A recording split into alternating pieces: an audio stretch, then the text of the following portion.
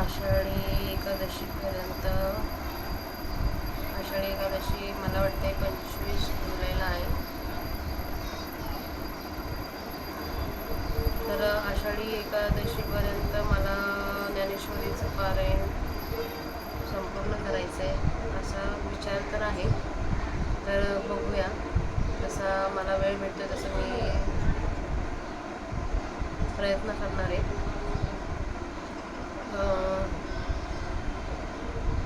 तर याच्या आधीच्या माऊलीच्या सेवेत आपण 342 ओव्यांचं वाचन केलं होतं.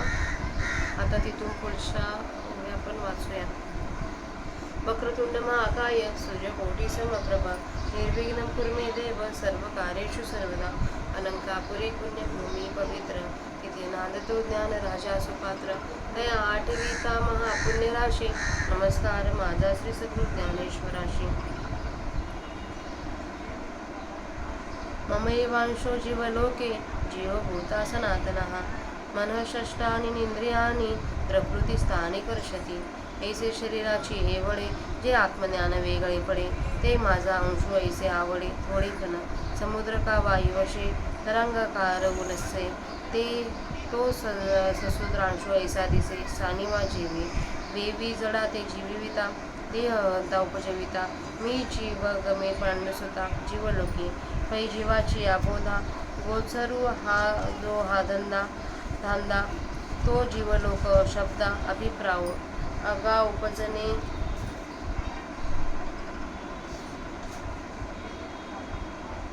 उपजने निमने हे साचची जे का मानने तो जीवलोक मी म्हणे संसारुहन एवं विध जीवलोकी तू माते ऐसा अवलोकी जैसा चंद्रोका उदकी उदकातीत पै काश्मीराचा रवा कुंकुमावरी पांडवा आणि का गमे लोहिवा तो तरी नव्हे तैसा अनादिपण नमोळे गाथा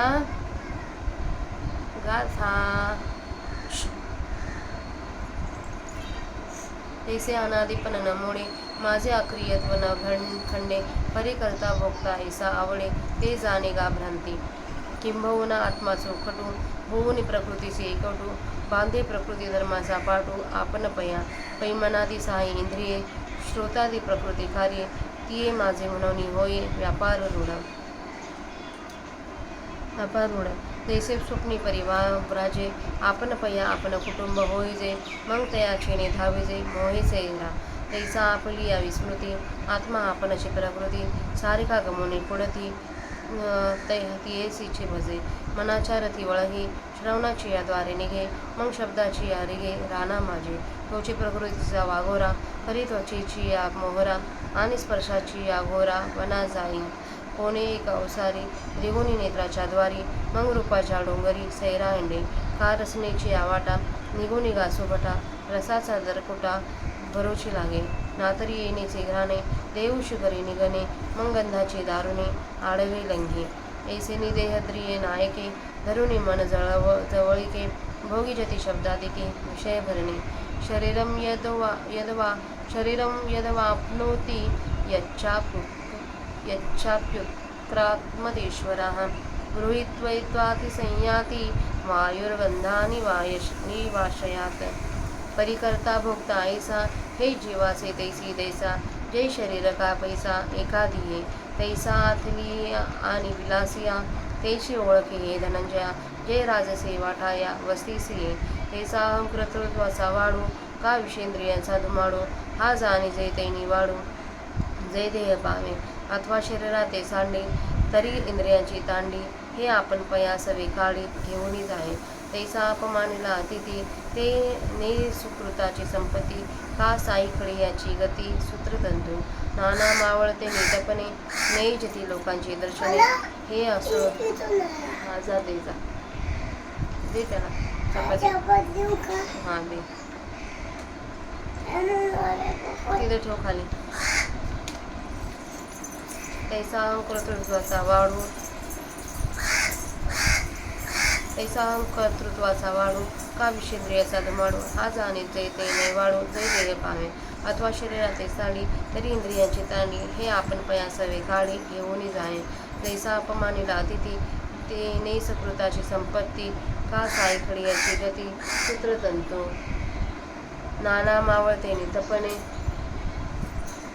नेई जती लोकांची दक्षिणे हे असोदुती पावणे नेई जे जैसे देवी मन षष्टांगया इंद्रिया ते धनंजया देह राजन देहा पासून गेला श्रोत्रं चक्षुः स्पर्शनं च रसनं घ्राणमेव च अधिष्ठाय मनच्छायं विषयानुपावसते मग येथ अथवा स्वर्गी जेथ जे देह अपंगी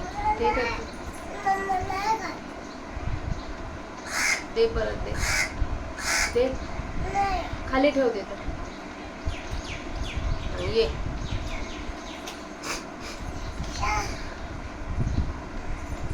मग येथ अथवा स्वर्गी जेथ जे देही अपंगी तेथ तैसेचे पुढती पांगी मना देखी जैसी मालवली आदिवा प्रभेसी जाय पांडवा मग ओजळी जे देश देवा तैसाची पाके बरी ऐसे सिया राहाटी अवयविकाची आदेठी हे तुले हे किरटी गमेचे गा खाईन जे आत्मा देहा आला आणि विषय येण्याची भोगला अथवा देहो निगेला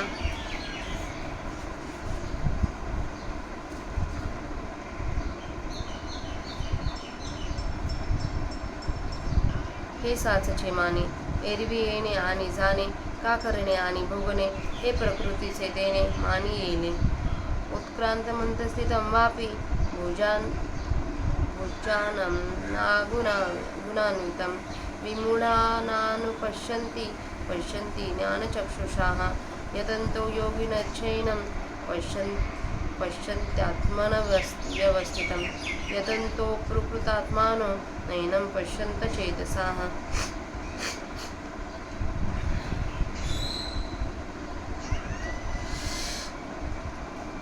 परिदेहाचे मोटके उभे आणि चेतना ते धोपलपे तिये चळवळायचे निलोपे आला आला म्हणती तेसेसी तया संगती इंद्रिय आपल्याला अर्थी वर्तरी तया नाव सुभद्रापती भोगने जया पाठी भोग क्षीण आपैसे देह गेलिया ते न दिसे तेथ गेला गेला ऐसे ओबा तिगा पै रुख डोलता देखावा तरी वारा वाजतो मानवा रुख नसे तेथे पांडवा नाही तोगा का रसा समोर ठेविजे आणि आपण पे देथ देखिजे तरी ते धवांची जाले मानिजे काय आधी नाही का परत केली आरिसा लोकू झाला तया आभासा तरी आपण पे नाही ऐसा निश्चय करावा शब्द तरी आकाशाचा परी कपाळी पेटे मेघाचा का चंद्री वेगू आभ्राचा आरोपीजे तैसे होई जे जाईजे देहे ते आत्मसत्ता विक्रिये निष्ठकंती गा मोहे आंधळ येते येता आत्मा आत्मयाच्या ठाई देखिजे देहीचा धर्म देही ऐसे देखणे ते पाहे आना हाती ज्ञाने का जयाचे डोळे देखून न राहते देहीचे खोळे सूर्यरश्मी आणि याळे रेशमी जैसे तैसे विवेकाचे निपैसे ज्याची स्फूर्ती स्वरूपे वैसे ते ज्ञाने देखती ऐसे आत्मयाते जैसे तारांगीन भरले गगन समुद्री बिंबले तरी ते तुटोणी नाही पडिले ऐसे निवळे गगन गगनेचे आहे हे आभासे ते वाहे तैसा आत्मा देखते देहे गवसिलाही खळाळाच्या लगबगी खेळून खळाळाच्या भागी देखी जे चंद्रिका उगी चंद्रजेवी का नाडरची भरे शोषे सूर्य तो तय जैसा तैसाचे असे देह होता जाता तैसे देखती माते घटमटू घडले तेची पाठी मोडले परी आकाश ते संचले असतीच असे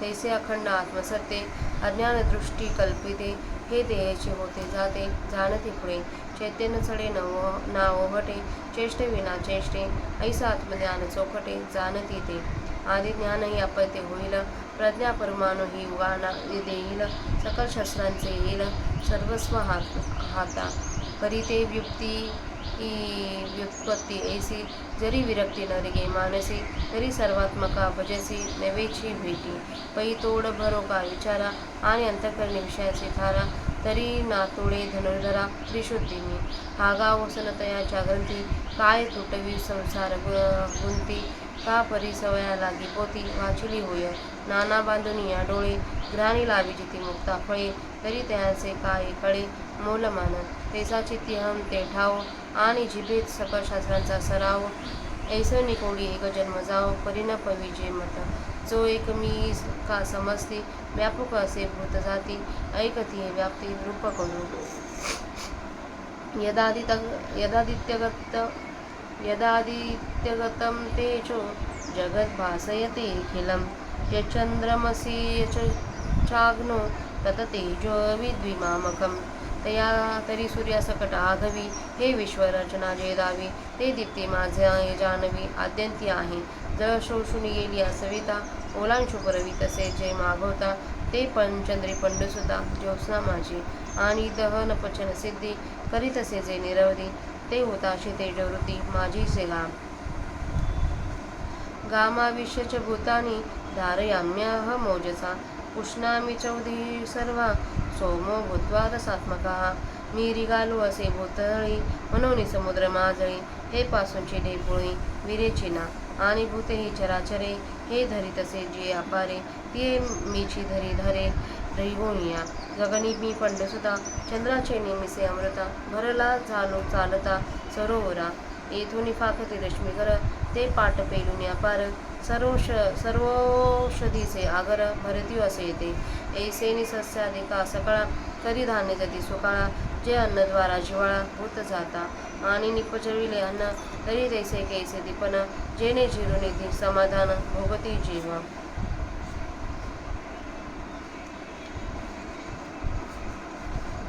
अहं वैश्वानरो भूत्वा प्राणिनां देहमाश्रितः प्राणापानसमायुक्तः पच्चाम्यन्नं चतुर्विधं मनोनी प्राणी जाताच्या घटी करुणी कंदावरी आगटी दीप्ते जठरी किरटी मीची झालो प्राणापानाच्या जवळ भाती फुंक फुंकुनी आहोराती आटी तसे नेनो किती उदरा माझे शुष्के अथवा स्निग्धे सुपक्के कावी दगदे परी मीचे गा चतुर्विंदे अन्ने पची एवं मीचे आवघे जना जीवते मीची जीवन जीवनी मुख्य साधन वनीही मीची आता ऐसिहा इवरी काही सांगो व्याप्तीची नवाई येथे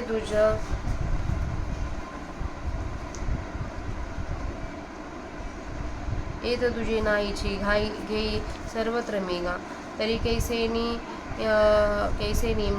वेखे सदा सुखे एकतीये दुःखे क्रांती होते जैसे सगळी पाटणी एकेची दीपे दिवे लावणी झाली का न देखणी उरली ऐके ऐसे हन उखविकी करीत हासे मानसकी तरी परिसते हिनिकी शंका फेडी पै आघवा मीची असे येत नाही कीर अनारिसे परिप्राणियांची या उल्हासे बुद्धी ऐसा जैसे एकची आकाशध्वनी वाद्यविषयकी आनानी वाजावे पडी भिन्नी नादांतरी काल लोकचेष्टी वेगळला जो हा एकची भानू उदला तो आनानी परी गेला उपेगेसया नाना बीजधर्मानुरूप झाड उपजवी आप तैसे परिणमले स्वरूप माझे जीवा आगा नेना आणि चतुरा पुढा निळ्यांचा दुसरा नेना सर्पत्व झाला एरा सुखा लागली हे असो स्वातीचे उदक शुक्ती मोती व्याळी विख जैसा संज्ञानासे मी सुख दुःख तो अज्ञानासे आपल्या 420 मराठीत वाचन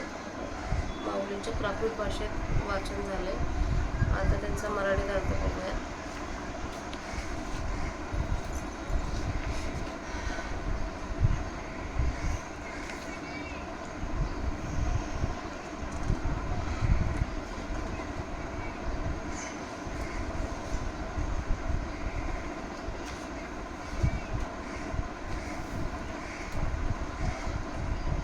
माझ्या सनातन अंश जीव लोकांमध्ये जीवरूप पावलेला गाथा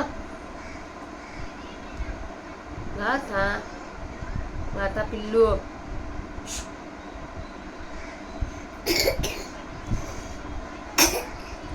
माझा सनातन अंश जीव लोकांमध्ये जीवरूप पावलेला आहे तो प्रकृतीच्या ठिकाणी स्थित अशा मनादी करून 6 इंद्रियांना आपल्याजवळ ओढून घेतो याप्रमाणे जेव्हा आपल्या स्वतःच्या विषयीचे ज्ञान शरीर तेवढेच आपण इतके मर्यादित होऊन व्यापक स्वरूपापासून वेगळे होते त्यावेळेस त्याच्या मर्यादितपणाच्या धर्मावरून तो माझा एक भाग आहे असे वाटते समुद्र हा वायूच्या योगाने लाटांच्या आकाराने प्रकट होतो तो लाटांचा आकार जसा समुद्राचा लहानसा अंश असा दिसतो त्याप्रमाणे अर्जुना जड देहाला सचेतन करणारा आणि त्या एकदशी देहासंबंधाने अहंकार उत्पन्न करणारा जो मी तोच मी जीव लोकात जीव असा वाटतो जीवाच्या ज्ञानाला जी ही घडामोड चाललेली दिसते ती जीवलोक या शब्दाचा अर्थ होईल अर्जुना, शरीर उत्पन्न झाले असता मी जन्मास आलो व ते नाहीसे झाले म्हणजे मी मेलो, याला खरे समजणे.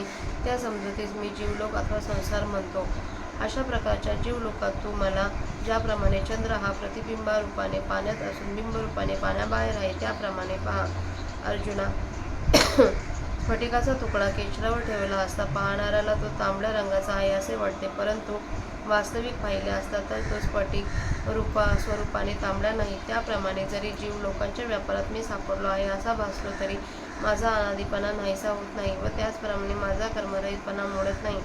परंतु मी करता भोगता आहे असे जे वाटते ती भ्रांती आहे असे समज. फार काय सांगावे. निर्लोभ जो आत्मा, तो अविद्या कार्य जे शरीर त्याच्याशी एक होऊन शरीराचे जन्म मरणादी धर्म आपल्या ठिकाणी पाहू लागतो. मनासहित श्रोत्र आदी करून जे 6 ज्ञानेंद्रिये जी वास्तविक प्रकृतीची कार्य असताना ती माझी आहेत म्हणून व्यापार करण्यास प्रवृत्त होतो. ज्याप्रमाणे एखाद्या संन्याशाने स्वप्नामध्ये आपण आपले कुटुंब व्हावे आणि मग त्या बायका मुलांच्या मोहाने हे इकडे तिकडे धावावे, त्याप्रमाणे आत्मा आपल्या मूळ स्वरूपाच्या विसरामुळे आपण शरीरा असे समजून पुन्हा विषयोपार्जनद्वारा शरीरालाच भजतो. जीवात्मा मनाच्या रथावर आरूढ होऊन श्रवणेंद्रियाच्या द्वाराने शरीराबाहेर निघतो आणि मग शब्दांच्या रानात प्रवेश करतो. तोच प्रकृतीचा लगाम त्वचेकडे वळवून मग स्पर्श विषयरूपी भयंकर रानात जातो. कधी नेत्राच्या द्वाराने बाहेर पडून रूपाच्या डोंगरात मुकाट फिरतो अथवा अर्जुना जीवाद्वारे बाहेर पडून रसाची दरी पोट भरावयास लागतो, अथवा याच नाकाद्वारे देहाचा स्वामी जो जीव तो बाहेर निघतो व मग गंधाविषयी भयंकर राणी ओलांडतो. अशा तऱ्हेने देह आणि इंद्रिय यांचा स्वामी जीव तो मनास हाताशी धरून शब्दाधिक विषयाचा समुदाय भोगतो. जेव्हा जीवरूपी ईश्वर नवीन शरीर पावतो तेव्हा आणि जेव्हा शरीर टाकून देतो त्यावेळी तो गंधाश्रयापासून पुष्पादिकांपासून वायू ज्याप्रमाणे गंध नेतो त्याप्रमाणे ही इंद्रिय घेऊन जातात. परंतु करता भोगता अशी जीवनाची स्थिती तेव्हा दिसते की जेव्हा तो जीव कर्मानुसार एखाद्या स्थूल देहात प्रवेश करतो. अर्जुना, जसा एखादा पुरुष ऐश्वर्यसंपन्न विलासी आहे हे तेव्हाच ओळखता येते की जेव्हा तो एखादी प्रसिद्ध अशा राजधानीच्या ठिकाणी राहावयास येतो. त्याप्रमाणे अहंकाराचे आधिक्य अथवा विषय व इंद्रिय यांचा धुमाकूळ यांची स्पष्टता त्याच वेळेला दिसून येते की जेव्हा जीवाला कर्मानुसार एखादा स्थूल देह प्राप्त होतो अथवा जीव जेव्हा एका शरीरास टाकतो तेव्हा तरी तो आपल्याबरोबरच तो इंद्रियाचा समुदाय त्या शरीरातून काढतो व आपल्याबरोबरच तो इंद्रिय समुदाय दुसऱ्या शरीरात घेऊन जातो. अपमान केलेल्या अतिथी ज्याप्रमाणे अपमान करणाऱ्याची पुण्यरूपी संपत्ती घेऊन जातो अथवा दोरा सुटला असता जो सुत्री पावलांची गती हालणे बोलणे घेऊन जातो अथवा मावळत्या सूर्याकडून ज्याप्रमाणे लोकांच्या दृष्ट्या नेल्या जातात हा दृष्टांत राहू दे. वाऱ्याकडून जसा सुवास नेला जातो त्याप्रमाणे अर्जुना, देहराज जो जीव तो एका देहातून बाहेर पडला असता आपल्याबरोबर मनासह 5 ज्ञानेंद्रिये नेतो. कान, डोळे, त्वचा, जिव्हा आणि घ्राण तसेच मन यांचा अंगीकार करून हा जीवात्मा शब्दादी विषयांचा भोग घेतो. मग इहलोकी अथवा स्वर्गात तो जीव जेथे ज्या देहाचा आश्रय करतो तेथे त्या देहात मनाकादिकांचा पुन्हा तसाच विस्तार करतो. अर्जुना, जसा दिवा मालवला असता तो प्रभेसह जातो, मग तो लावला असता त्यावेळी लावलेल्या ठिकाणी तो पूर्वीप्रमाणेच प्रकाशतो. परंतु अर्जुना, अशा या व्यवहारामध्ये अविचारी लोकांच्या दृष्टीला एवढेच हे वाटते की आत्मा देहाला आला, जन्माला आला आणि या आत्म्यानेच विषय भोगला अथवा आत्मा देहातून गेला मेला हे सर्व खरेच मानते. सहज विचार करून पाहिले तर जन्माला येणे व मरणे अथवा कर्म करणे आणि कर्माचे फळ सुख दुःख ते भोगणे हे धर्म देहाचे असताना तो विचारी मनुष्य त्या आत्म्याचे धर्म आहेत असे मानतो.